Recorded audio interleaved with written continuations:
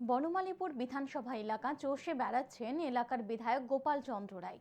রবিবার বনমালীপুর বিধানসভা কেন্দ্রের ভলকান ক্লাব এলাকায় বাড়ি বাড়ি যান তিনি। বাড়ি বাড়ি গিয়ে মানুষের হাতে তুলে দেন জনগণের মন কি বাত প্রচারপত্র।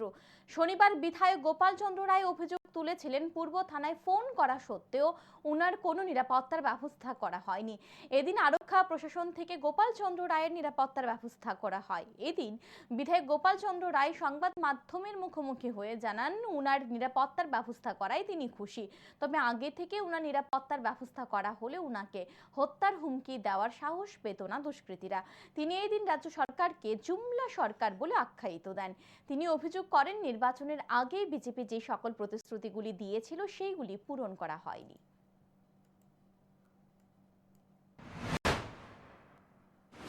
জুমলাবাজি চাই না, মিথ্যা কথা চাই না।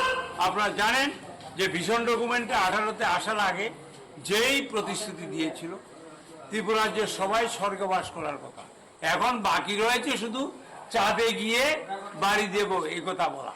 চাঁদে তারা বেড়া দিচ্ছে ত্রিপুরার জনগণের জন্য, অত্যন্ত ব্যর্থ।